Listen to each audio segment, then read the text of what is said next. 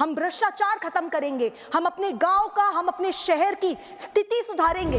और सर पूरे देश से, अलग अलग कोनों से गरीब परिवारों से सर लोग आते हैं, बच्चे आते हैं कर पाती। ये किसान परिवार अपनी बेटी को इतनी दूर दिल्ली एक सपने के साथ भेजता है और वो सपना डूब गया। छात्रों की मौत हुई है, 4 छात्रों की मौत हुई है। और मैं ये मानती हूँ कि ये मौत नहीं है, हत्या है। सर हमने देखा किस तरीके से पटेल नगर में एक छात्र, नीलेश राय नाम उसका था, वो लड़का अपने घर के बाहर खड़ा था और वहाँ पर पानी भर गया और इस कारण से जैसे ही उसने गेट पकड़ने की कोशिश करी, उसका करंट लग के उसी वक्त मौत हो गई। 2 दिन पहले राजेंद्र नगर में बुरी तरीके से 3 बच्चे डूब के मर गए। वो सिर्फ अपनी लाइब्रेरी में, अपने कोचिंग सेंटर की लाइब्रेरी के बेसमेंट में बैठे थे, पढ़ाई करने की कोशिश कर रहे थे, सामने पानी भरा और वो पानी उनके कमरे के अंदर आ गया, बेसमेंट में आ गया और 2 मिनट में तीनों के तीनों डूब के मर गए। सर मैं कल वहाँ गई थी और मैंने उन परिवारों से मैं मिली, उन 2 लड़कियों के परिवारों से मिली जिनकी जान गई है। उनमें से एक लड़की सर श्रेया थी, 25 साल की थी, अंबेडकर नगर से सर यहाँ दिल्ली आई थी पढ़ने के लिए। उसके पिताजी किसान हैं, उन्होंने बहुत संघर्ष कर कर उसको दिल्ली भेजा था।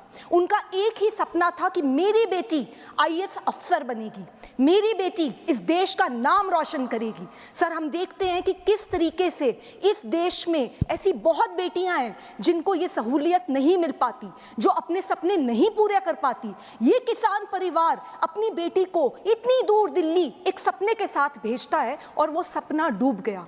इसी तरीके से तान्या जो 21 साल की थी, नवीन भी जो केरला से था, तान्या सिकंदराबाद से थी, सर दोनों के दोनों डूब गए। कौन जिम्मेदार है? सर आज दिल्ली देश की राजधानी में पूरे देश से, अलग अलग कोनों से गरीब परिवारों से सर लोग आते हैं, बच्चे आते हैं यहाँ पर आईएएस ऑफिसर बनने का सपना देखकर।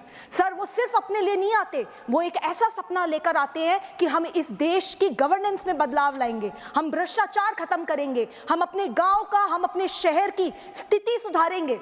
और सर इन बच्चों के साथ ऐसा होता है, किसी की कोई जवाबदेही नहीं है। सर हम ये देखते हैं, मैंने कल जाके देखा राजेंद्र नगर में हर दूसरे घर में इस तरीके का सेंटर खुला हुआ है, इल्लीगल सेंटर्स खुले हुए हैं। तो इन इल्लीगल सेंटर्स को कैसे खोला जा रहा है? आप देखिए, अगर कोई भी अपना दिल्ली में कोई घर बनाता है, अगर घर में थोड़ा सा भी कंस्ट्रक्शन ज्यादा हो जाता है, तुरंत एमसीडी वाले आ जाते हैं, तुरंत वहां पे वो हल्ला करते हैं और इतना बड़ा इल्लीगल सेंटर पे सेंटर बने जा रहे हैं और किसी को पता ही नहीं चला। तो बहुत बड़े भ्रष्टाचार का मामला है जो आपके माध्यम से मैं यहाँ पे पेश करना चाहती हूँ। सर हमें ये भी देखने को मिलता है कि थोड़ी सी बारिश होती नहीं और दिल्ली में कई इलाकों में ऐसा हाल हो जाता है कि नाव लेकर निकलना पड़ जाए लोगों को।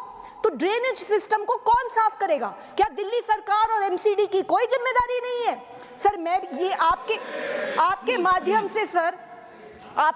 से सर मैं 3 डिमांड रखना चाहती हूँ। सर सबसे पहले ये जो एफआईआर हुई है, इस एफआईआर में उन कोचिंग के सेंटर के जो लोग हैं उनको पकड़ लिया है पुलिस ने सर, लेकिन ये जो अधिकारी हैं और चुने हुए रिप्रेजेंटेटिव्स हैं उनकी जिम्मेदारी कौन सेट करेगा? सर आप देखिए, वहां पे मुझे बताया गया, बच्चों ने मुझे बताया कि किस तरीके से उन्होंने कंप्लेंट्स लिखी थी, पार्षद को लिखी थी, एमएलए को लिखी थी और कोई एक्शन नहीं हुआ।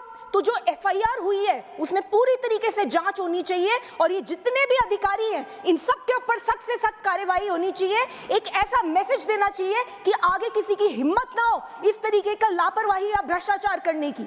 सर दूसरी बात, सर ऐसे मौकों पर कोई क्या ही मुआवजा देगा? एक परिवार जिसने अपनी बेटी खो दी, जिसने अपना बेटा खो दिया, सर उसके लिए तो सब कुछ खत्म हो गया।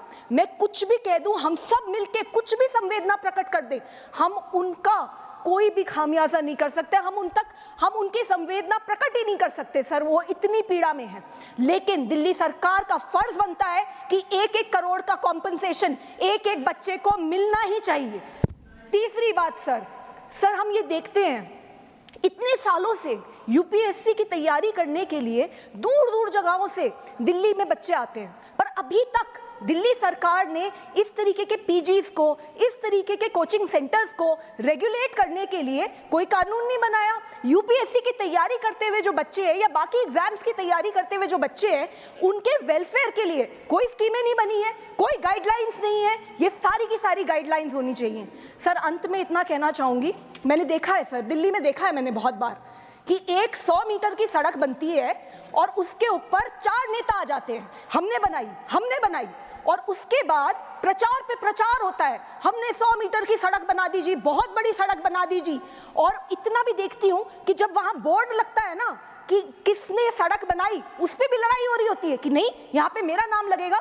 और जब उसी सड़क के ऊपर पानी भर जाता है लापरवाही के कारण से, भ्रष्टाचार के कारण से, तो सारे गायब हो जाते हैं, कोई दिख नहीं रहा। मैं कल वहां गई, मुझे बड़ी पीड़ा है इस बात की कि अभी तक दिल्ली सरकार का कोई भी मंत्री, दिल्ली सरकार का एमसीडी का कोई भी इलेक्टेड रिप्रेजेंटेटिव, कोई भी ऑफिसर इन परिवारों से।